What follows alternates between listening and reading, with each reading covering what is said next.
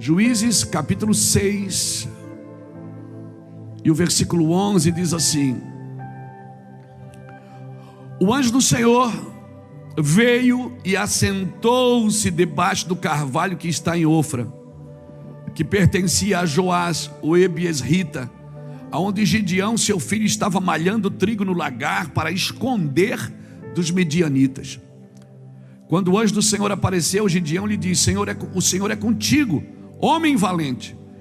Gideão lhe respondeu: ai, Senhor meu, se o Senhor é conosco, porque tudo isto nos sobreveio? E o que é feito de todas as suas maravilhas que nossos pais contaram, dizendo: não nos fez o Senhor subir do Egito, porém agora o Senhor nos desamparou e nos entregou na mão dos midianitas.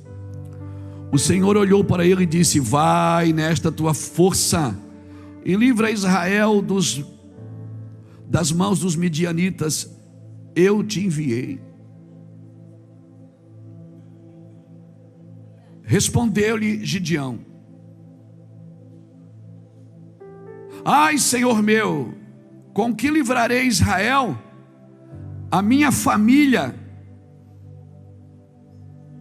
é a mais pobre em Manassés, e eu, o menor da casa do meu pai. Até aqui tá bom, a gente vai correr um pouquinho aqui. Obrigado, Senhor, pela tua palavra. Estende a mão para cá, me abençoa, sim, querido. Obrigado, Senhor, pela tua palavra. Nós vamos caminhar dentro da tua palavra. É isso que nós queremos, viver a tua palavra. Somos alegres porque temos o Senhor. Somos felizes porque temos o Senhor. Somos saudáveis porque temos o Senhor. Prosperamos porque temos o Senhor. O Senhor é bom em todo o tempo. Amém, querido? Louvado é o nome de Jesus. Tome seu lugar, fique à vontade.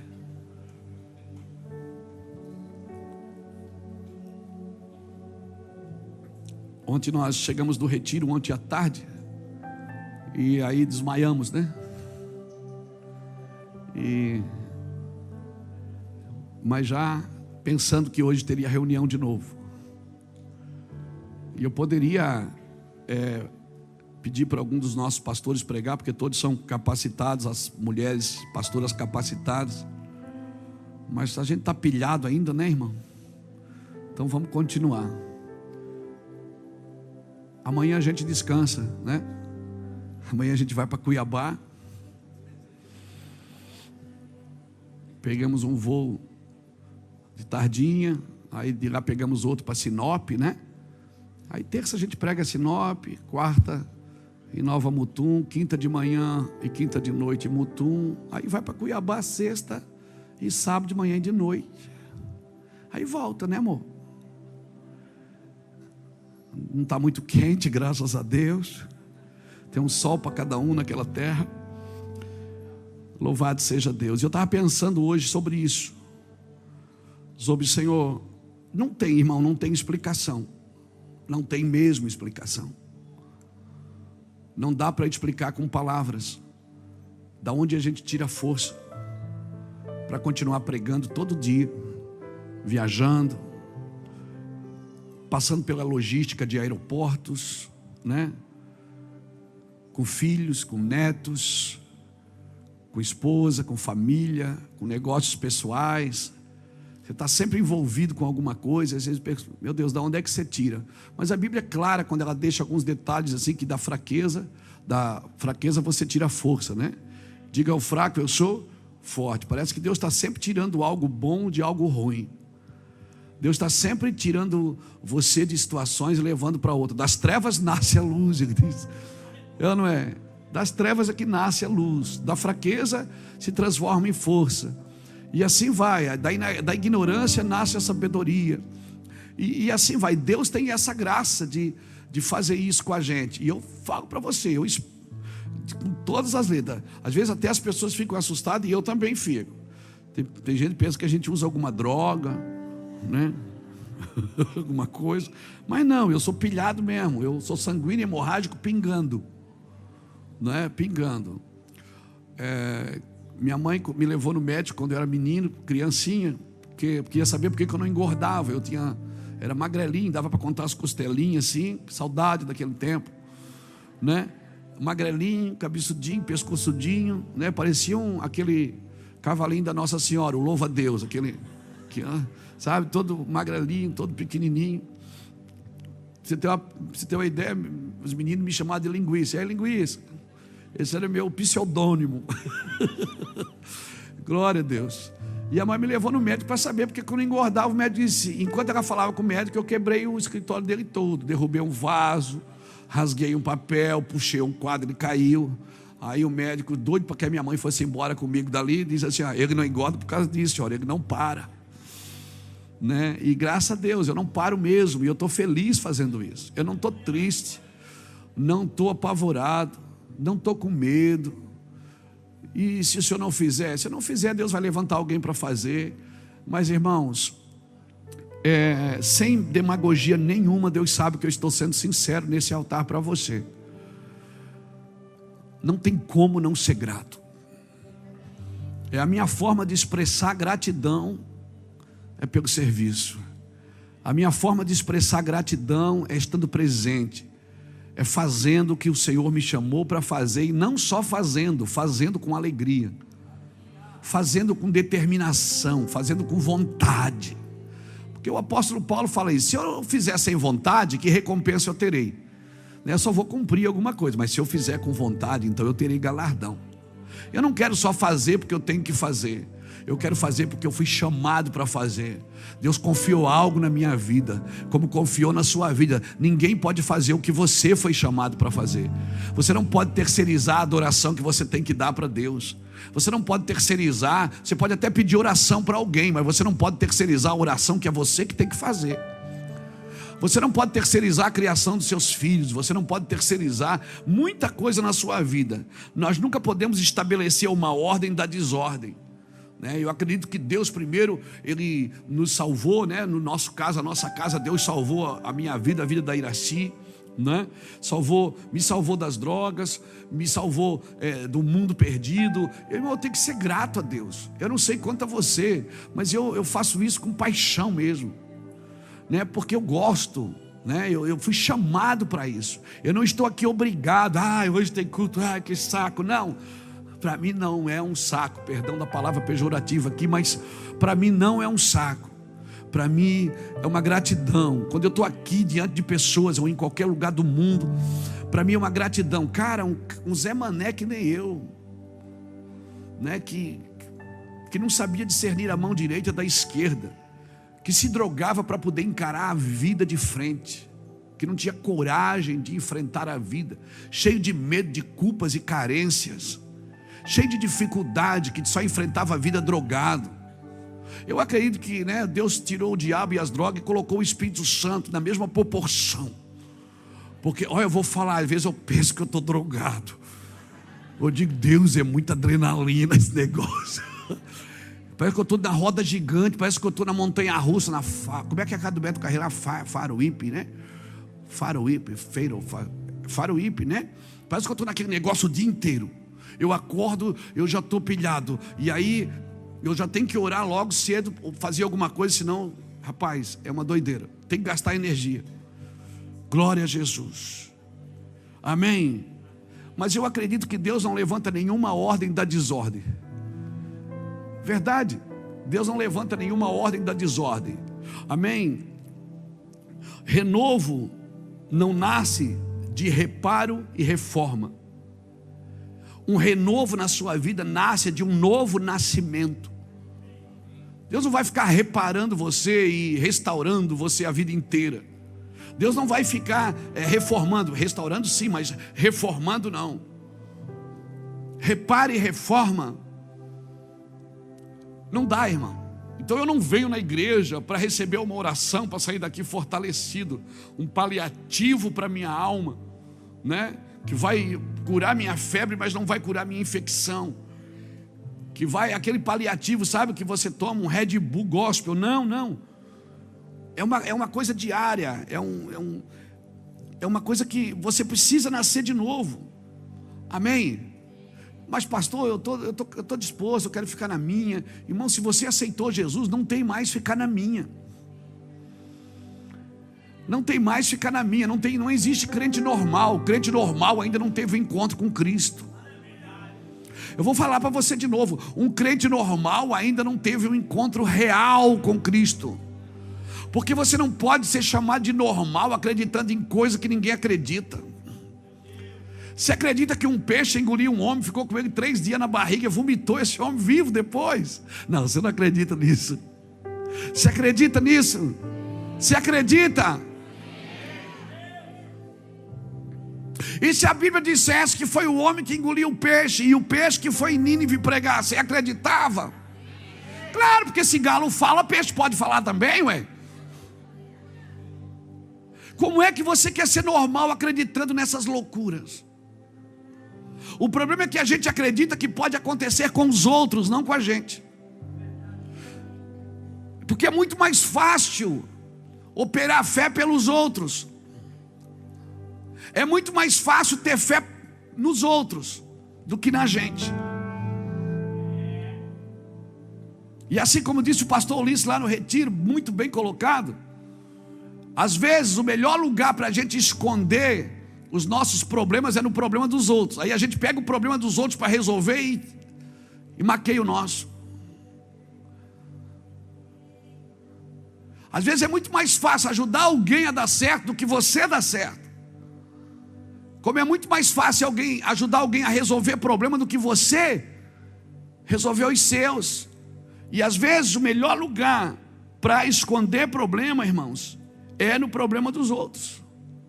A gente fica o dia inteiro falando do problema de alguém, abraçando todos os problemas de alguém para tentar ajudar, porque estou ajudando, mas na realidade você está escondendo os seus. Por isso que Deus quer fazer em você, Ele quer fazer através de você, mas quer fazer em você primeiro, amém? Amém? E se a gente for catalogar problema aqui, irmão, uma igreja é um mosaico, é um quebra-cabeça. E qual é o objetivo do quebra-cabeça? É mostrar uma imagem.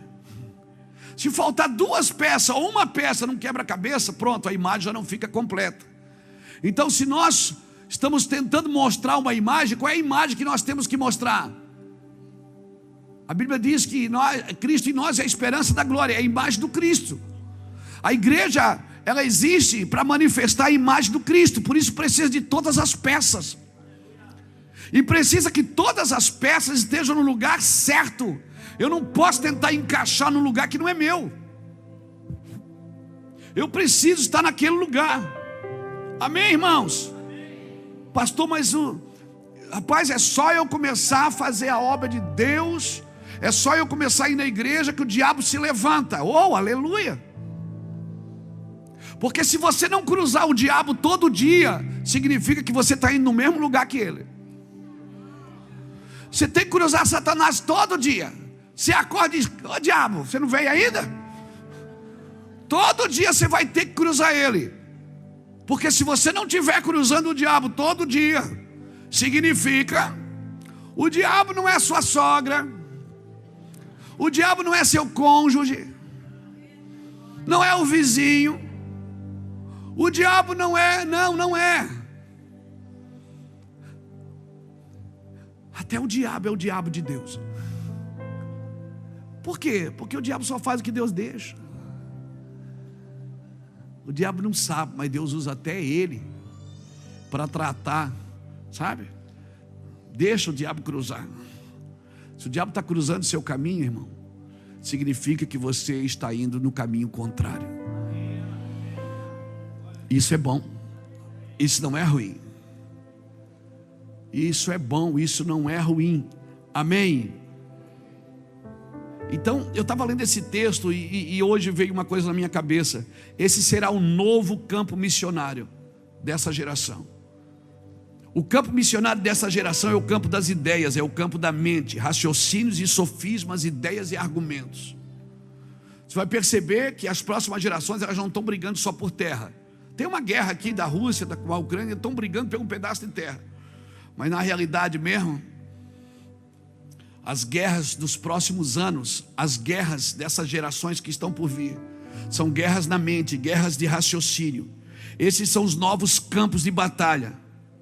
Porque quando Deus disse para Gideão: o Senhor é contigo, na hora ele saltou. Verso 13 ele diz assim, Gideão respondeu: Senhor meu, se o Senhor é conosco, porque tudo isto nos sobreveio, e do que é feito, as maravilhas que nossos pais contaram. Ou seja, nossos pais falaram uma coisa do Senhor e está acontecendo outra. O que é que eu aprendo aqui? Que se os argumentos de Gideão eram reais, mas não eram verdadeiros. Os argumentos de Gideão era real, mas não era verdade. Por quê? Porque eles não estavam naquela situação porque Deus quis.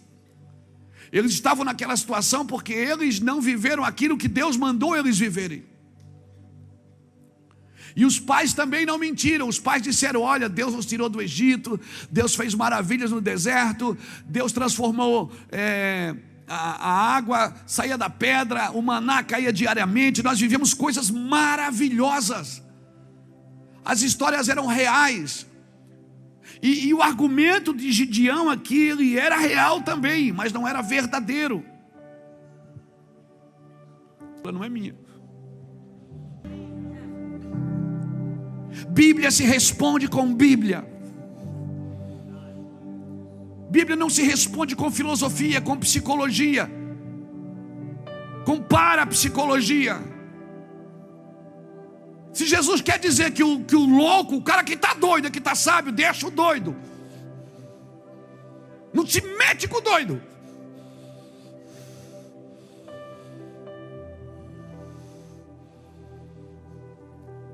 O problema é que a gente quer uma fé, a gente quer entender a fé. Se você entender a fé, já não é mais fé, é argumento. A fé é a firme certeza das coisas que se esperam, mas são de coisas que não se vê. Amém. Gideão disse: sabe por que eu não posso? Porque a minha família é pobre, minha casa é pobre, eu sou pobre, eu sou ali de Itajaí, eu sou ali do Promorá. O senhor não está entendendo, meu pai, eu sou pobre demais. Eu não tenho isso que o senhor está falando, é impossível acontecer. Meu irmão, te abraça na palavra, não se abraça na sua dor, não se abraça na sua carência, porque o dia que a palavra começar a se cumprir na sua vida, vai embora a frustração, vai embora toda a decepção, vai embora toda a dor, vai embora todo o medo, vai embora toda a culpa, vai embora. Ei, meu Deus, alguém está me entendendo aqui? Aleluia!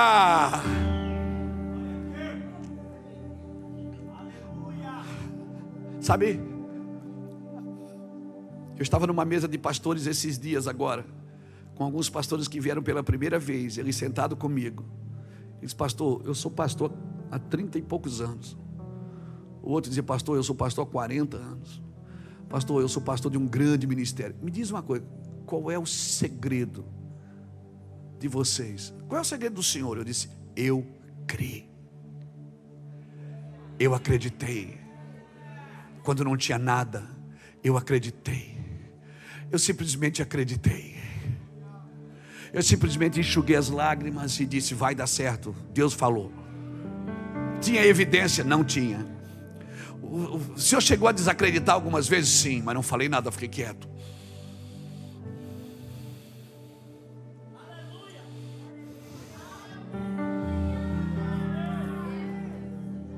Pensamento gera ambiente, mas é a palavra que muda o ambiente. Então, quando vinha um pensamento: não vai dar certo, você não tem escolaridade, você estudou pouco, você não tem dinheiro, você é de Itajaí, a terra da enchente, vocês são lá daquela terra da enchente. Ei, deixa eu te falar uma coisa, para de argumentar com a fé, para de argumentar com a Bíblia, para de perguntar coisas. Sabe o que é que falta? Falta uma palavra boa dentro da sua boca. Falta uma palavra sadia. Falta você olhar para os ossos e dizer vivam. Falta você olhar para o morto e dizer viva. Falta você olhar para a necessidade e dizer prosperidade. Falta você olhar isso. Não, vai ser assim, vai ser assado. Deus vai fazer. Por quê? Porque Ele disse que ia fazer. Você merece? Não, mas Ele falou que vai fazer. Então você precisa crer que Ele vai fazer. Eu preciso crer no meu Deus. Sim, eu creio em Ti. Sim, eu creio em Ti, Deus o sobrenatural. Sim, eu creio. Sim, eu creio em Ti. Sim, eu creio em Ti, Deus o sobrenatural. Pastor, eu criei. Pronto, eu acredito. Está difícil, não acredito, mas eu acredito. Qual é o segundo passo? Fala. Você acha por que o anjo veio e se assentou? Ficou observando. Aquele cara estava escondendo trigo no lagar. Lagar não é lugar de trigo, é lugar de vinho. Mas não era época de colheita de vinho. Por isso que ele sabia que os medianitas não iam procurar comida ali. Ele estava fazendo alguma coisa. Ele estava, sabe, em vez de ele ficar argumentando, brigando, ele foi fazer alguma coisa. E o anjo está ali observando. Você nunca vai ser usado por Deus sem primeiro ser observado. O céu está te observando. Cada atitude, cada olhar, cada pensamento, cada palavra que sai da sua boca, cada argumento, cada ideia, o céu está te observando. Você está no Wi-Fi, meu filho, ligado, está na rede. Estão te observando, os céus estão te observando. Por que você acha que quando Satanás chega, Deus diz assim para ele: tens visto o meu servo Jó? Não há homem na terra como ele. O céu observa você.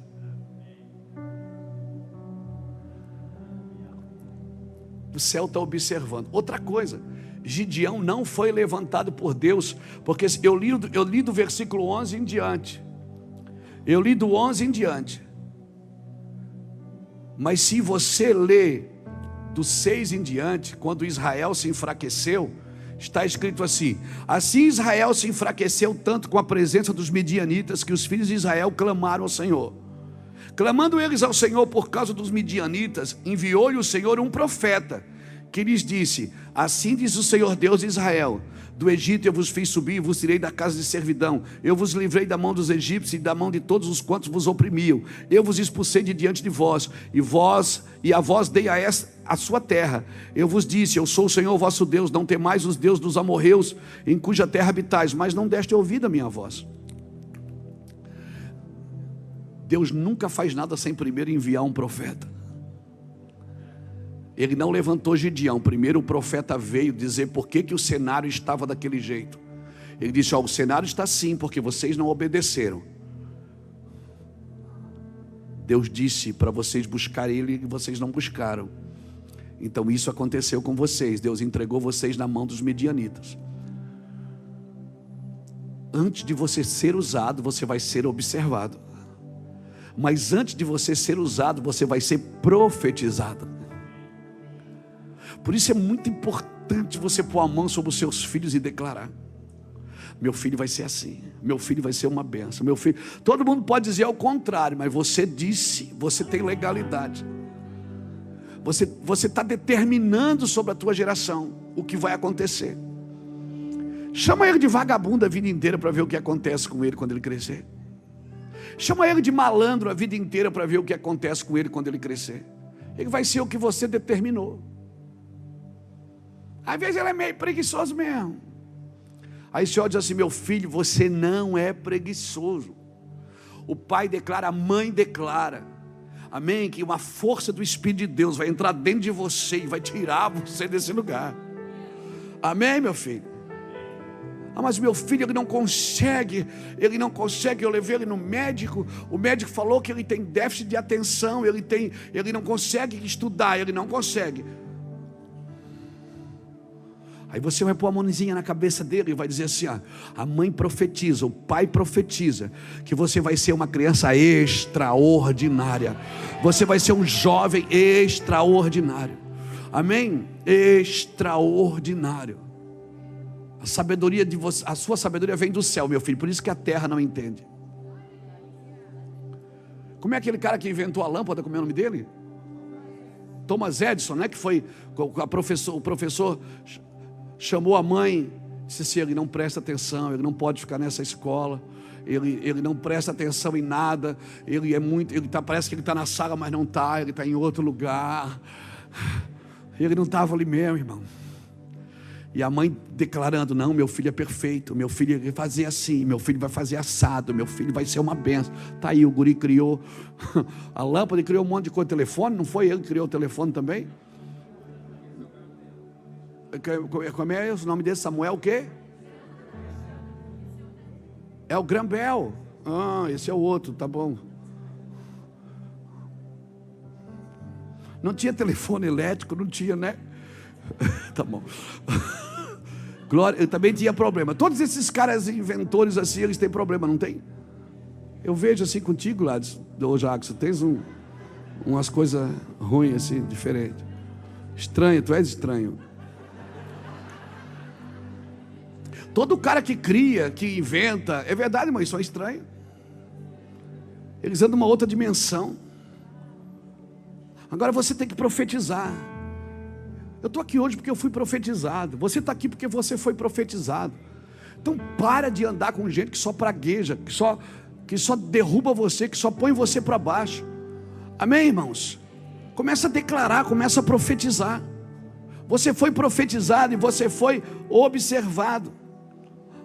Então, agora uma coisa que Gideão fez, que todo homem que vai ser usado por Deus, toda mulher que vai ser levantado por Deus precisa. Juízes capítulo 6, versículo 24 diz assim: então Gideão edificou ali um altar ao Senhor e lhe chamou: o Senhor é paz. Até o dia de hoje está o altar em Ofra do Ebiesritas. Naquela mesma noite o Senhor lhe disse: toma o boi de teu pai, e a saber, o segundo boi, de 7 anos, derruba o altar de Baal, que é de teu pai, e corta o poste ídolo que está no pé dele. Edifica ao Senhor teu Deus um altar no cume deste lugar forte, na forma devida, e toma o segundo boi, e oferece em holocausto como a lenha que cortaste dos bosques. Você vê o processo? Ele foi profetizado, ele foi observado, ele foi chamado, e a primeira declaração de Deus para ele foi: derruba o altar da casa do teu pai, constrói um altar para mim. Irmão, nenhum homem vai ter sucesso na vida, porque tem muita forma de ter sucesso. Eu estou falando de sucesso na terra e na eternidade, porque tem homens que o sucesso vai terminar na terra no dia que morrer, tem homens que o sucesso vai continuar na eternidade, vão governar as nações com Cristo um dia. E se você diz que crê mesmo, você não pode esperar só dessa vida. Se você espera só dessa vida, a Bíblia diz que eu sou um maldito homem que espera só dessa vida. Não tem nada a ver esperar só dessa vida. Se eu creio mesmo quando as Escrituras dizem: eu não estou esperando só dessa vida. Amém? Cutuca o irmão que está do seu lado e diga assim: eu não estou esperando só dessa vida. Eu não estou esperando só dessa vida. Se você crê mesmo, eu não espero só dessa vida. Então veja o processo. Eu fui profetizado, os céus me observaram, Deus me chamou, e a primeira atitude de Deus comigo é: faz um altar para mim, e derruba os altares da casa do teu pai. O que é que ele está dizendo isso? Você não pode sair para derrubar o altar fora sem primeiro derrubar os altares de dentro. Amém? Você quer tocar a vida dos outros, mas primeiro você precisa ser desligado no mundo espiritual de toda a dependência emocional da sua casa. de toda dependência religiosa da sua casa, e talvez até da dependência financeira. Por quê, pastor? Porque, irmãos, a ideia de Deus é que tem que começar pelo altar. Porque primeiro levanta o altar, depois estabelece o governo. Deus não pode levantar uma pessoa para destronar altares de Baal na nação, sem primeiro destruir o de dentro da sua casa. Uma casa que foi gerada na idolatria, ela precisa derrubar primeiro a idolatria, de dentro de casa. Uma casa que foi gerada na imoralidade, mas eu já aceitei Jesus. Mas você percebe que aquilo que derrubou seu avô, que derrubou seus pais, está tentando derrubar você agora. O que é que você faz? Você levanta um altar para o Senhor e diga: eu não vou mais adorar esse altar de imoralidade, eu vou adorar o meu Senhor. Você vai quebrando, cortando todo o cordão umbilical. Amém, irmãos? Amém? Então, depois sim eu poderei sair para guerrear. Então vamos lá: primeiro, adore a Deus. Segundo, derruba os inimigos de dentro de casa. Como eu disse, o inimigo de dentro de casa não é a sogra, não é a mãe, não é o pai, não é o tio, não é o vizinho. É a fonte que está alimentando. Que fonte que eu recebo? Não, mas eu aceitei Jesus. Mas você tem uma dependência emocional da tua família, que são eles que falam no teu coração. Jesus não fala nada.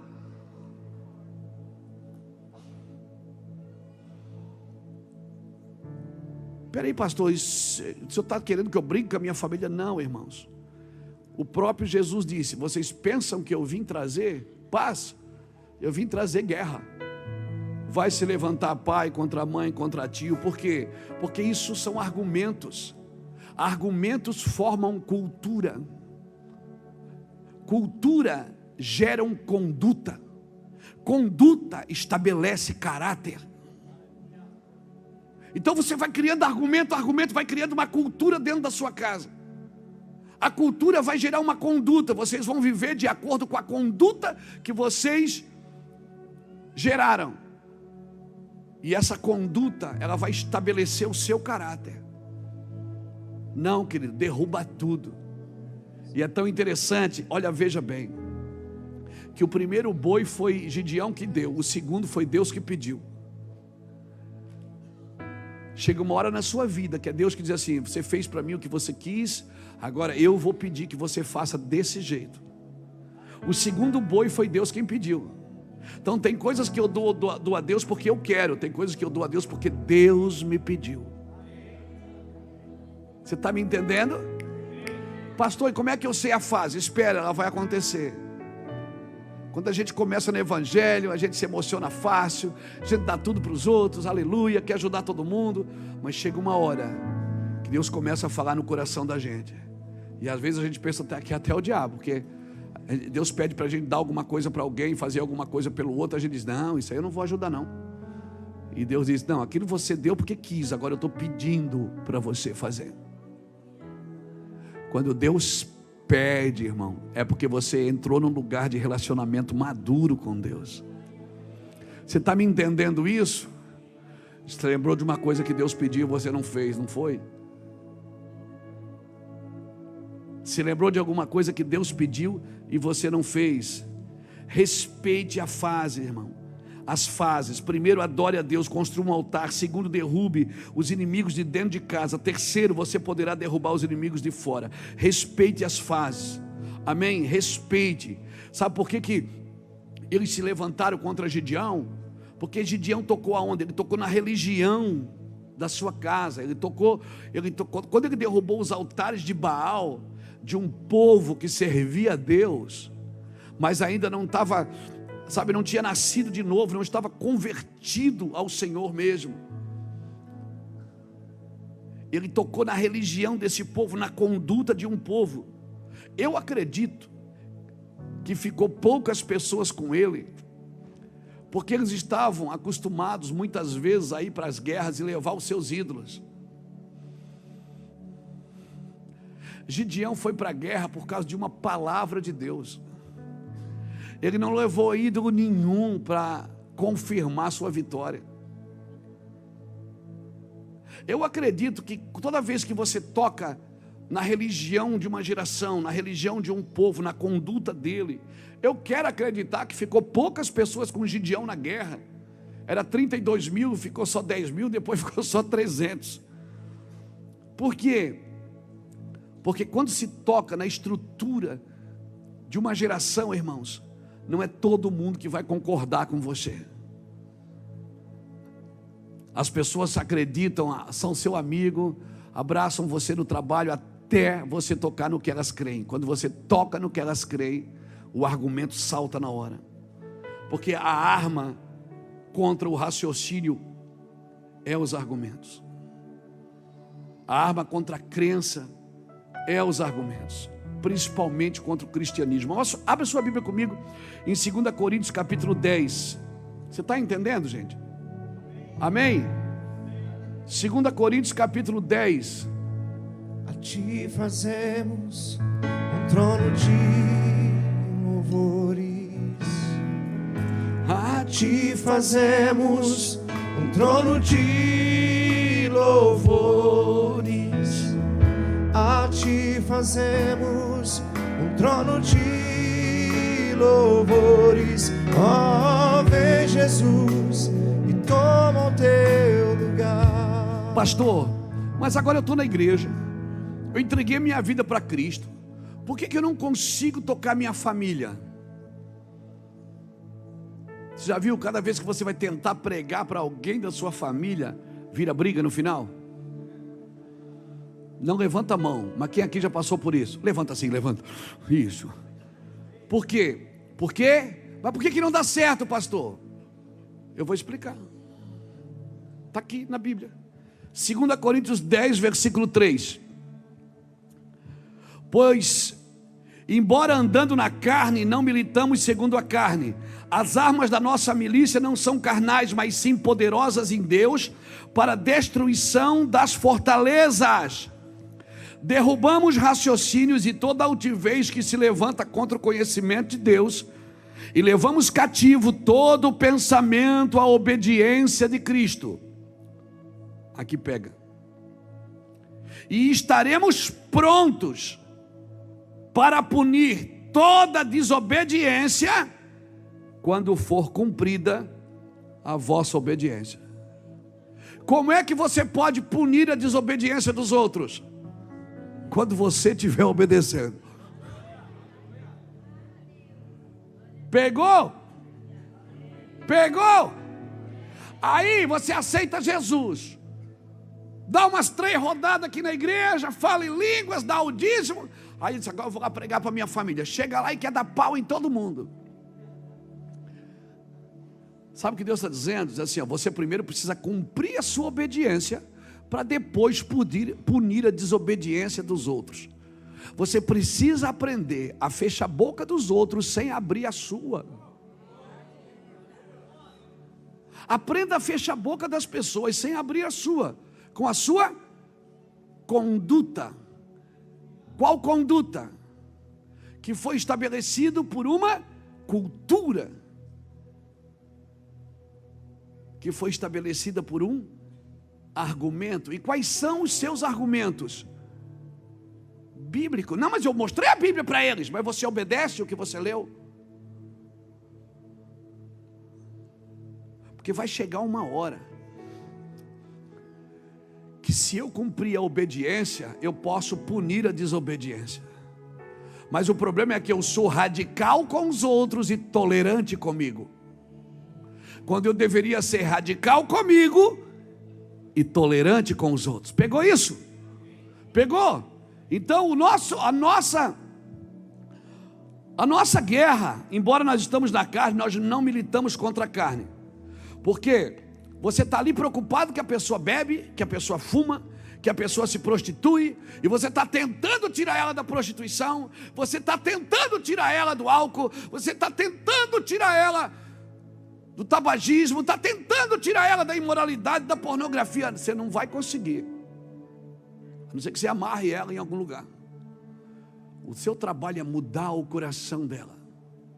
Em vez de mostrar o que ela está fazendo de errado, mostra primeiro o que começou a mudar a sua vida. Mas ela tem que olhar para você e dizer assim: Mas você não mudou assim também, né? Que tá do mesmo jeitinho, só mudou de roupa. Só mudou assim o jeito, agora você está mais orgulhoso. Parece que você achou uma coisa que... Não, querida. Isso não é evangelho. Argumentos geram culturas que estabelecem condutas que manifestam caráter. Então guarde isso no seu coração. As nossas armas são contra raciocínios e argumentos mundanos. E assim nós podemos derrubar a desobediência, primeiro obedecendo em casa. Depois eu posso punir a desobediência fora. E como é que eu vou punir a desobediência? Com amor. Como? Com amor. Porque a justiça de Deus, o objetivo dela não é punir, é restaurar. Por isso que Deus não estabelece justiça sem amor. Por isso que Ele diz que disciplina seus filhos porque ama. Nós não, nós queremos punir a religião da pessoa, mas nós também estamos estabelecendo a nossa. Queremos punir a religião das pessoas, mas estamos manifestando a nossa e dizendo para ela que eu sou melhor do que ela, porque eu achei Jesus, e ela não, essa pecadora miserável. E aí você passa um lugar errado do cristianismo. Não, irmão, abra Colossenses comigo, abra. Não, é Colossenses? Não é Colossenses, não. É Filipenses. Oh, aleluia.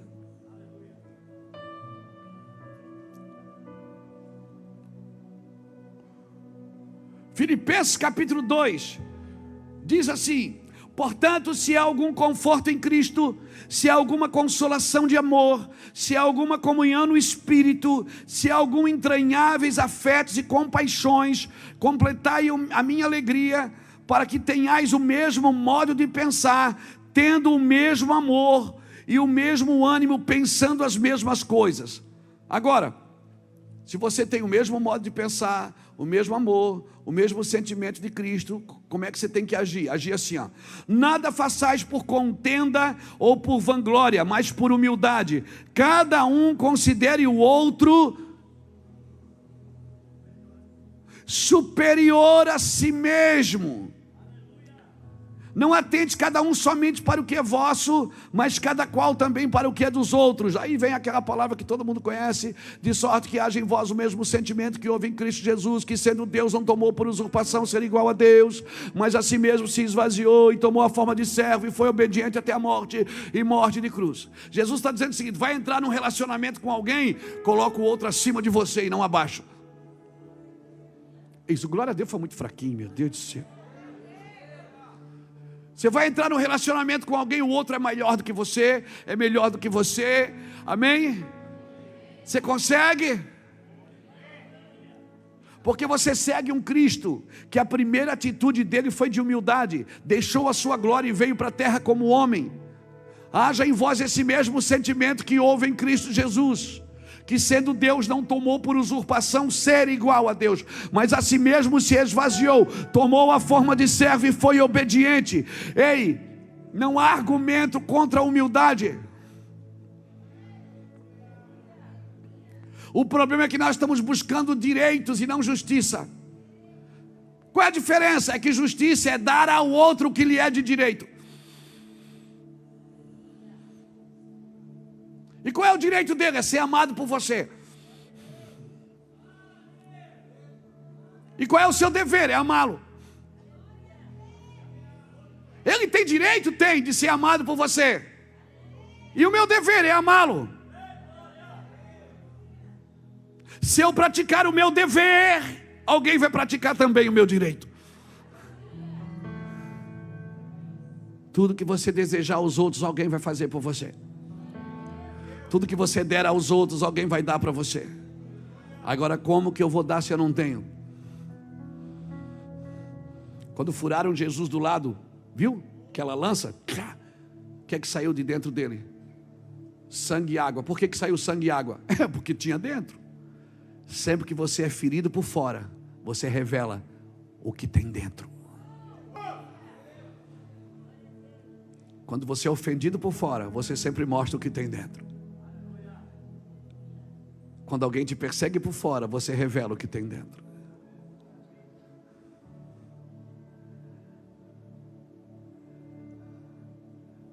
Um cristão humilde, ele não tem mais argumento. Ele não fica discutindo com os outros a sua fé.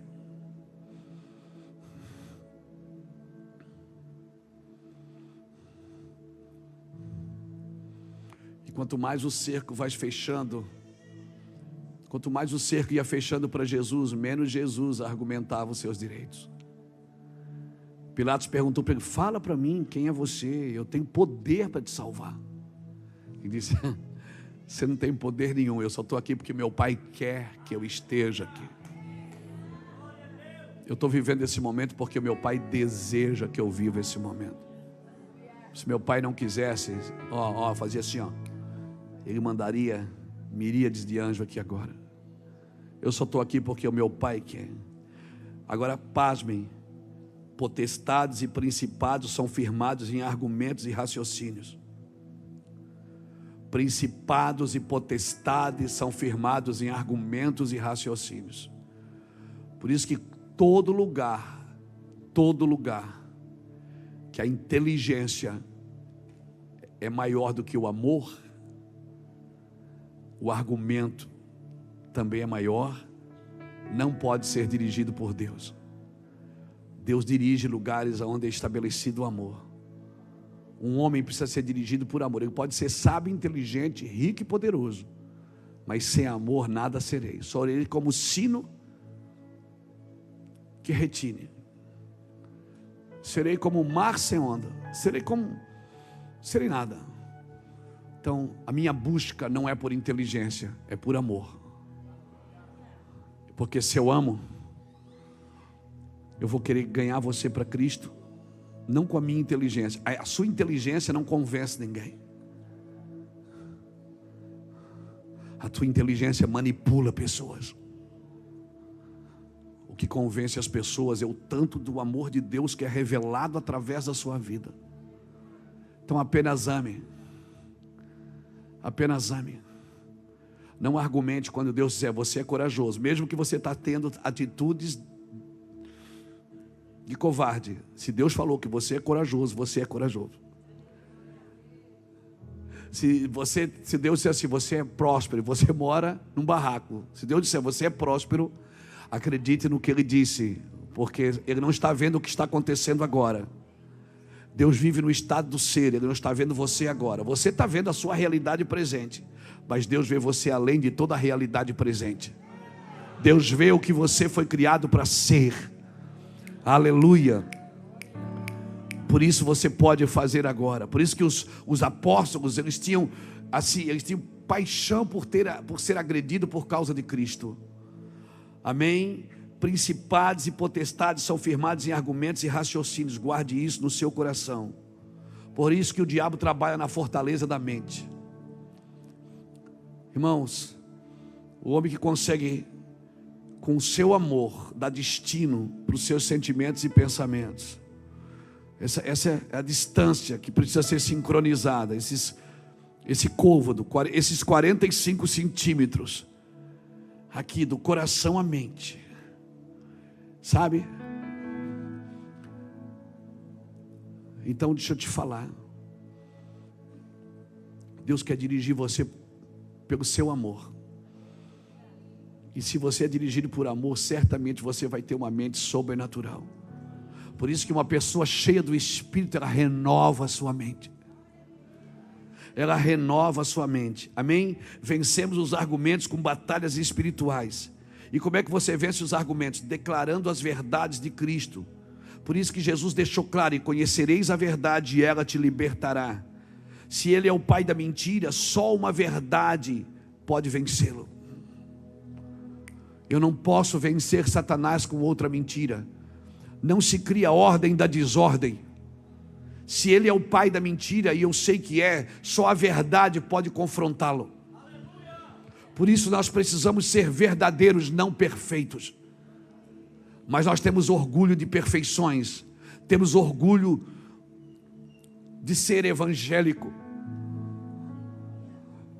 E muitas vezes não somos sinceros. Buscamos uma perfeição que não existe até que Cristo volte. Por isso que ele diz: anda na minha presença e ser. É o único lugar que você consegue ser perfeito é na presença dele. Sem a presença dele você não consegue ser nem sincero. Anda na minha presença e ser perfeito, porque a perfeição dele cobre toda a minha imperfeição. Foi para isso que ele nos chamou. Fortalezas da mente trabalham através de argumentos, guarde isso, ideias, conceitos que criam sofismas, afetam a sua conduta e geram uma cultura em você. Nossas culturas são formadas por condutas e consequentemente nossa cultura determina a nossa conduta. E é claro, a conduta determina o caráter, porque da forma que você vive determina quem você é. Não é o que você fala, é como você vive. E aí nós temos dificuldade, porque qual era o argumento da religião? Qual era a penitência? Qual era a penitência que a gente recebia? Quando você fez uma caca, você ia confessar seus pecados. Qual era a penitência? Você tem que rezar 10 Pai Nosso e 20 Ave Maria. Então, quando nós recebemos a oração como uma penitência, até hoje nós tratamos a oração como uma penitência. Por isso que muitos de nós não têm prazer de estar com Deus em oração, porque para nós ainda soa como penitência. Herdamos do catolicismo, e por favor, me entenda bem, eu não estou aqui para falar de religião. Eu estou aqui para falar de argumentos. E se você é católico, me perdoe, não quero ofendê-lo. Escute bem. Mas essa é a penitência que nós recebemos. Você fez uma caca, então você vai ter que rezar 20 Pai Nosso, 20 Ave Maria, 20 crê em Deus Pai. A gente recebeu isso como penitência. Aí, até hoje, evangélicos põem os seus filhos para orar como castigo. Evangélicos põem os seus filhos para ler a Bíblia como castigo. Foi criada uma conduta na gente que orar é um castigo, é uma penitência. E por isso nós não temos uma cultura de oração, porque nós herdamos do catolicismo uma conduta de penitência. Pegou isso? Está pegando? Estou tentando derrubar a sua mente aqui. E aí a gente vai orar com ai, tem que orar. Tem oração na igreja, ai, tem que ir. Tem intercessão, ai meu Deus, tem que orar, né? Fazer o quê, né? O dia que você entender que oração é para estar com Deus, que Deus não quer nenhuma penitência. Intimidade não é penitência, amor não é obrigado. Amor obrigado é estupro. Se você tiver que fazer amor com a sua esposa, obrigado, você está estuprando ela. Deus não quer amor obrigado. Nem Deus recebe amor obrigado. Deus não quer ninguém aqui obrigado. Se você vem aqui obrigado, você está no lugar errado. Deus quer que você o ame, que você queira estar com Ele, que você crie na sua casa uma conduta de buscá-lo, uma cultura de servi-lo. E aí você vai manifestar sim o caráter de Cristo. Você não está aqui obrigado. Nada obrigado é legal. Por isso que a lei é para o injusto, não é para o justo. O justo não faz porque é obrigado, ele faz porque ele ama fazer. Eu amo estar aqui. Eu comecei esse culto dizendo: eu amo fazer o que eu faço. Não é uma penitência pregar o evangelho para mim. Não é uma penitência servir ao Senhor. Não é uma penitência estar aqui, irmãos. Amém. Aí você olha para, vamos usar os irmãos coreanos da Coreia do Sul. Você vai estudar sobre a Coreia do Sul. São o povo que mais ora nessa terra. Por quê, pastor? Porque eles não vieram do catolicismo.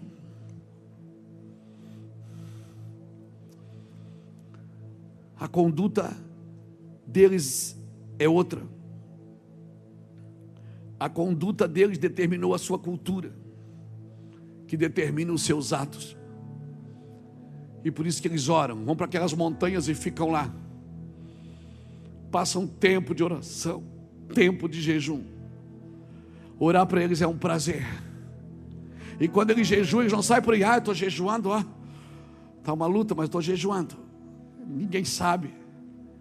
Eles passam dias. Irmão, Jesus deixou claro em Mateus 16:6, ele diz: acautelai-vos do fermento dos fariseus.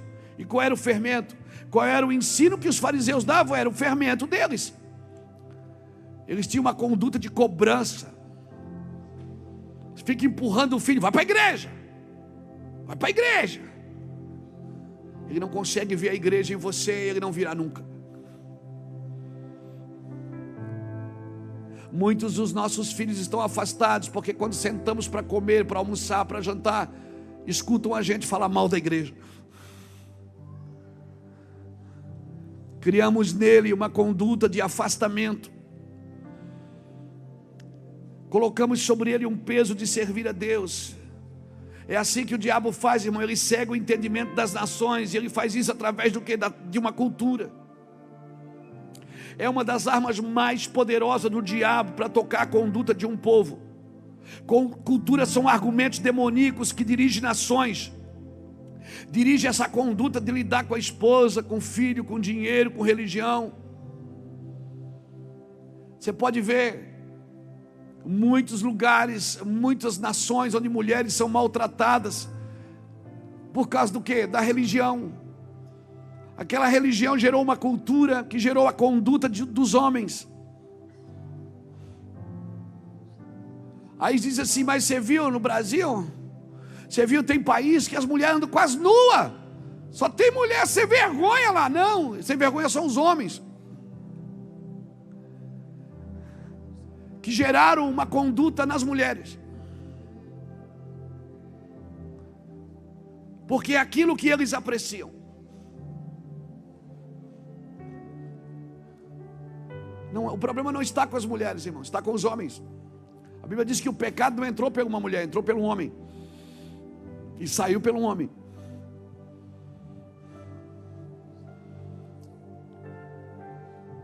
Então, veja bem. Quem exerce domínio sobre a cultura, exerce domínio sobre a nação. O que é cultura?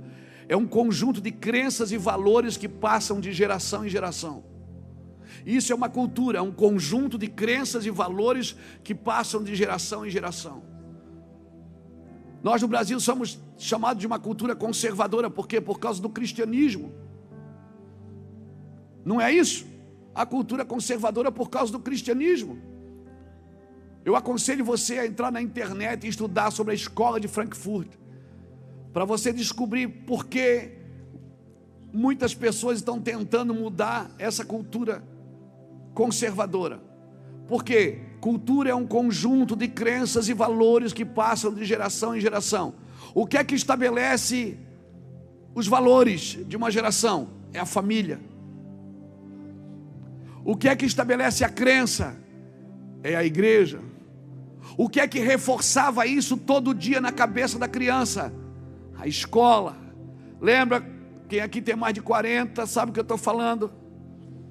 Você ia para a escola, na segunda-feira ou no sábado tinha homenagem à bandeira.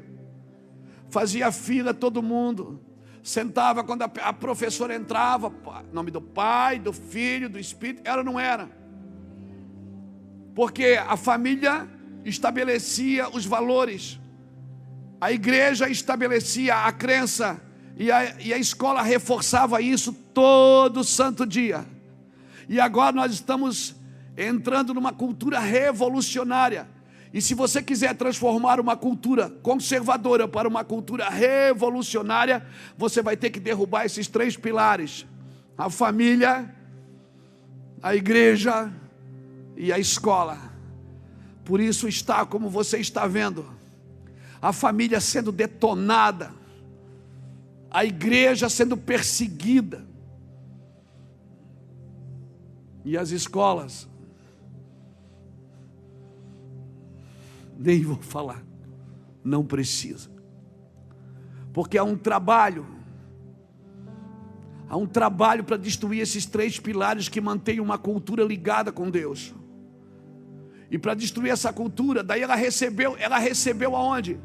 Ela recebeu força aonde? Ela recebeu força no feminismo. Recebeu força no gayismo. O feminismo pegou o quê?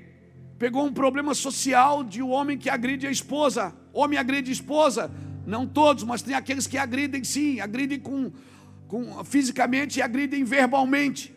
Eles fazem isso? Fazem. Não todos, mas um pouco desses homens fazem sim.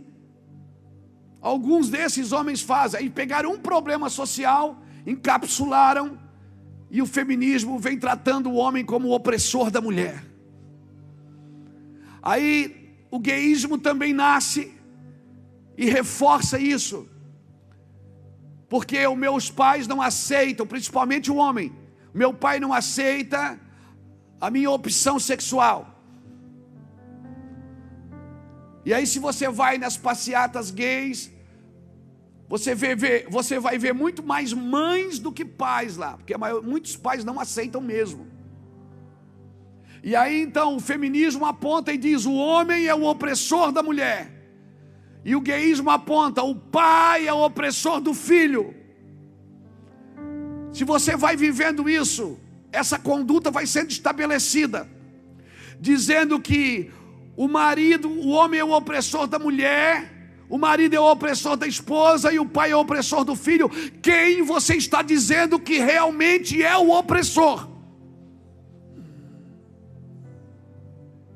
Meninos de 14, 15 anos que não entendem nada da vida se dizendo ateus.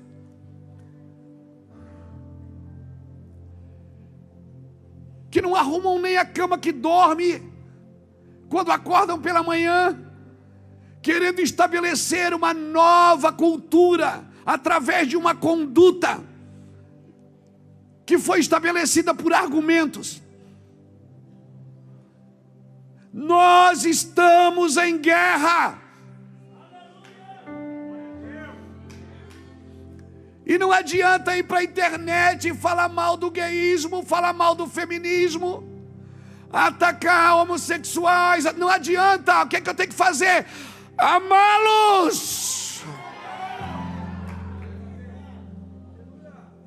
Amá-los. Mas eu não aceito. Não precisa. Jesus estava na rua, tinha eunucos, tinha prostitutas, e ele vinha passando.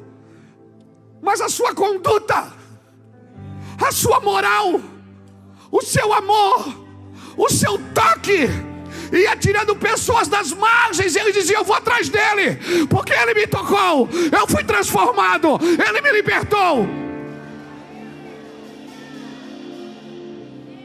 Você está me entendendo, cristão? Os seus argumentos não podem ser evangélicos. Os seus argumentos precisam partir de uma cultura de amor, de uma conduta de amor, de uma manifestação de caráter de amor. Mas eu não concordo, não precisa. Amar o que você concorda é muito mais fácil de abraçar e amar o que você não concorda. Meu Jesus tocou sem nojo o leproso. Meu Jesus tocou pessoas nas ruas. E sabe com quem ele brigou?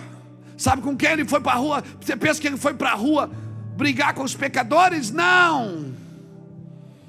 Ele foi argumentar com os religiosos. Quem argumentava com Jesus era a religião, não eram os pecadores. Pecadores ele salvava. Você está me entendendo? Por isso que quando Gideão derrubou o altar da casa do pai dele, meu irmão, ele causou uma confusão terrível. Cultura, eu vou terminando já. Cultura é culto, que vem da origem cultivare. Por isso cultura é da terra, ela vem de cultivar. Mas a vida com Cristo, quando ela é estabelecida, ela tem o poder de mudar a cultura desde a sua origem. Porque se você é do reino de Deus, você vive uma cultura do céu e não da terra. Amém? Amém, irmãos? Por isso nós vamos voltar à fase que Adão deveria ter feito e não fez. Voltemos a Adão. Por isso, quando eu aceito Jesus, Jacques, não é para virar evangélico. Agora eu virei para crente. Não, essa não é a ideia original. Aleluia. Essa não é a ideia original. Eu quero que você volte à ideia original. E eu não posso voltar à ideia original sem voltar a Gênesis. Gênesis capítulo 1, versículo 28. Põe aqui para mim, meu filho. Gênesis 1, 28. Aleluia. E Deus os abençoou, e Deus lhe disse: frutificai e multiplicai-vos, e enchei a terra, sujeitai-a e dominai sobre os peixes do mar, sobre as aves dos céus, sobre todo animal que se move sobre a terra. A ideia de Deus para você que entregou a vida para Cristo é voltar a governar. Mas não é governar sobre coisas, não sobre pessoas, é sobre coisas. A ideia para Adão original é abençoa, frutifica, multiplica, enche a terra, sujeite e governa. A palavra dominar, sabe de onde é que ela vem? A palavra dominar, ela vem de pisar. Por isso que ele diz: aonde tu pisar a planta dos teus pés, eu te entregarei por herança. Domínio é você entregar, é você pisar. Eu piso e Deus me entrega. Amém? Eu toco e abençoo. Quando eu abençoo uma pessoa, quando eu toco ela, a paz do Senhor. O que é que eu estou fazendo? Eu estou tomando para Cristo. Eu estou tomando. Não, você não ganha afastando, você ganha trazendo. Você está me entendendo? Você está me entendendo? Você está me entendendo? Aleluia. Voltemos à ideia original. Dominar vem de pisar. E a Bíblia fala no Salmo 91. Sua Bíblia deve estar aberta lá na sua casa, nesse salmo. Pisarás o leão e a áspide. A Bíblia é cheia de palavras. Em breve o Deus de paz pisará a cabeça da serpente. Pisar é dominar, é governar a cabeça da serpente. Por que é pisar a cabeça da serpente? Porque o governo está na cabeça. Quando diz que Cristo é o cabeça da igreja, está dizendo que Cristo é o governo dela. Quando a Bíblia diz que o Deus de paz vai pisar a cabeça da serpente, está dizendo que ele vai pisar em todo o governo mentiroso, corrupto. E a nossa guerra não é contra a carne nem contra o sangue. Amém, irmão? Então guarde isso. Pastor, mas é só eu lá em casa. É uma luta, só eu que sou crente, só eu que não sei o quê. Deixa eu te falar. Guarda isso. A cultura sempre entra pela conduta de um. A cultura sempre entra pela conduta de um. Deus só precisa de um, que depois vai tocar o todos. Vai tocar todos. Guarde uma coisa. A cultura entra pela conduta de um. Nós achamos que isso é estatal, mas não é individual. Isso não é estatal, é individual. A cultura sempre entra pela conduta de uma pessoa. Uma pessoa, agora depende de onde ela vem. Um homem que veio da eternidade, pisou nessa terra e mudou as eras. Mudou a conduta de uma geração. E até hoje as eras se dividiram antes dele e depois dele. Deixa eu te falar uma coisa. Foi assim que o diabo fez com Eva. Ele entrou por ele entrou por uma mulher que conversou com o seu marido. E os dois pecaram. Mas a Bíblia diz que não entrou por ela, entrou por ele. Porque ele era o cabeça. Por isso que você vai ver lutas, você vai ver muito mais mulheres na igreja do que homens. Quando você está numa igreja que tem mais homens do que mulheres, glória a Deus. Por quê? Porque o diabo sabe que se um homem mudar a sua conduta dentro da sua casa, um homem, um pai de família, converte a esposa, converte os filhos, converte o cachorro, converte o gato, converte todo mundo. Por quê? Porque se a cabeça for mexida, for transformada, amém, vai tocar toda a casa, irmão.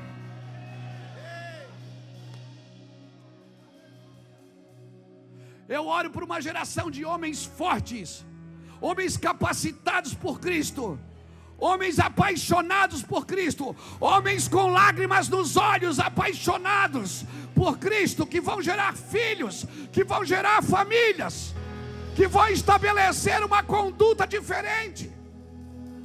Aleluia! Dá um grito aí, meu irmão. Glória a Deus. Oh! O diabo fez isso com Eva. O diabo tentou fazer isso com Jesus, através dos argumentos, mudar a conduta das pessoas. Através do argumento, o diabo tenta mudar a conduta das pessoas. Por isso que ele disse assim, se tu és o Filho de Deus, mostra. Ou seja, quero ver o teu comportamento de filho. Jesus não fez nada que o diabo pediu.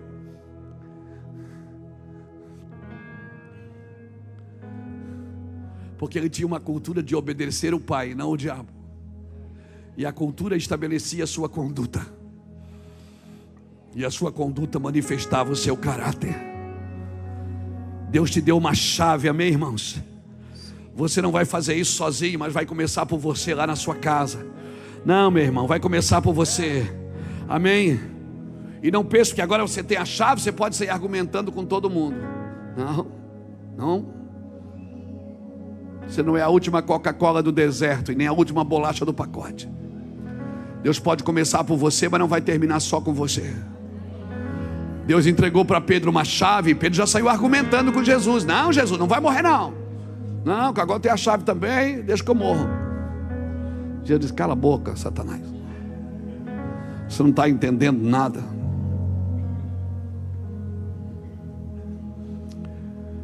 Tem gente que tem a chave na mão para mudar a sua geração, a sua família, e fica argumentando com Cristo. Eu vou te falar uma coisa. O diabo sempre argumenta contra o propósito eterno. Amém? O diabo sempre, ele opera com argumentos racionais. Não pense que ele vai argumentar com loucuras. Ele vai argumentar com você com muita classe, com muita tecnologia. Ele vai argumentar com você sutilmente. Qual é o argumento contra o aborto? Eu tenho direito, o corpo é meu. Qual é o argumento para a união homossexual? É o amor. Eu amo.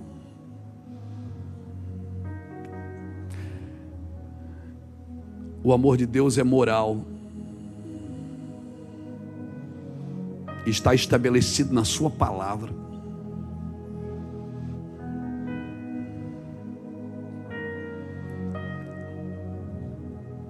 Se você fez uma opção sexual, não trate isso como um argumento divino, porque não é. Deus te ama e eu te amo. E a igreja que não te ama não conhece o amor de Deus. Mas isso não é um argumento divino. Isso é uma opção sexual. Isso é imoral. Deus é moral. Mas eu tenho fome, transforma a pedra em pão. Nós não podemos ir fazendo para nos satisfazer e achar que isso é um argumento divino. Tu não és o filho de Deus, transforma a pedra em pão, ou seja, mata a tua fome, mata o teu desejo. Se você tem fome, espere os anjos virem te servir. Não faça o que Deus não mandou você fazer. Essas são as 4 portas dessa cultura, irmão. Da cultura, né? Não dessa, mas da cultura. Família, educação, comunicação e religião. Sempre entrará por esses 4 entradas, e por isso nós precisamos trabalhar para redimir essas áreas. A família, a educação, a comunicação. Eu falo direto aqui com eles da comunicação. Eu não faço para mostrar, eu quero mostrar o que eu faço. Mas eu não faço para mostrar. Amém? Eu quero terminar aqui. Pastor, eu entendi. Se você entendeu, nós estamos em guerra. E a guerra não é contra o gayismo, contra o feminismo. A guerra não, a guerra é aqui, ó, na mente.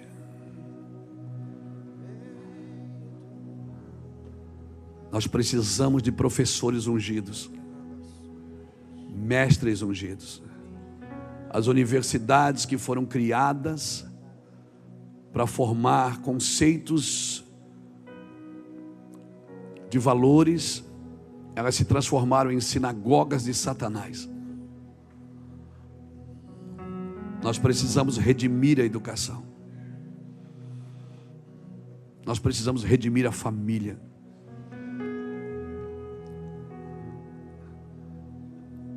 A comunicação precisa ser redimida. Esse país tem uma quarta parede que precisa cair: a falsa mídia, o engano.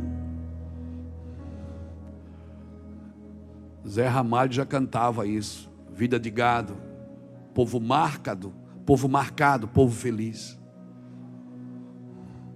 Acabou o tempo que era o Jornal Nacional que nos doutrinava. Acabou o tempo que era o Fantástico que nos doutrinava. Acabou o tempo.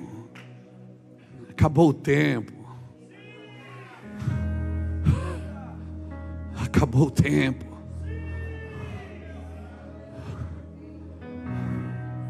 Acabou o tempo, irmãos. Nós vamos trabalhar para remir a comunicação dessa geração. Por isso o pastor Luiz quer dar um conselho para você que tem rede social. Use isso para amar. Use isso para aconselhar. Use isso para servir. Não entre em coisas tolas. Não entre em brigas tolas. Cris, tira para mim. Eu quero convidar você para vir aqui na frente. Você que essa palavra mexeu na sua mente, bugou a sua mente. Porque é uma palavra difícil de pregar, irmãos. Porque a gente não pode perder a unção para destravar a mente. Mas essa palavra, pastor, eu quero que a minha mente seja bugada mesmo.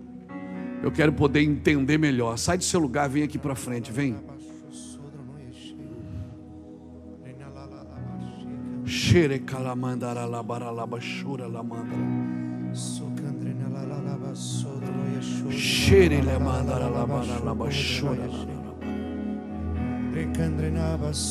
Chora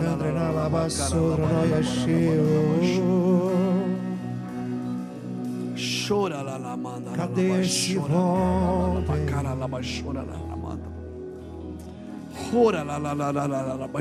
Grilhões se despedaçam nesse lugar. Fortalezas e sofismas sendo destruídos em nome de Jesus. Cegueira, surdez, se prostrando diante do Deus Todo-Poderoso. Todo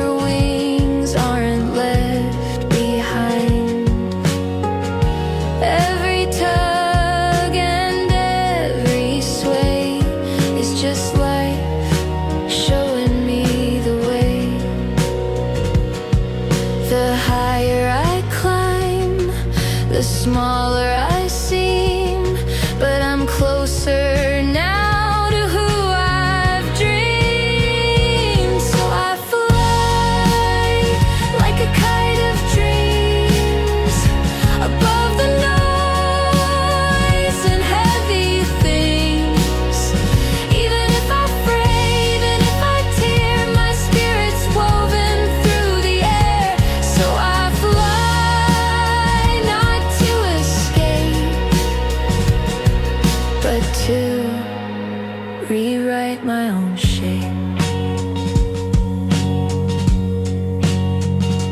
Let the wind pull, let the sky unfold. I was born to drift and dance in places dreams aren't told. So I fly like a kite of dreams, threaded with hope in quiet seams. Even when the storms roll in, I rise again, skin to wind. So I fly and I'm finally free. A dream, a kite and all of me. I'm a kite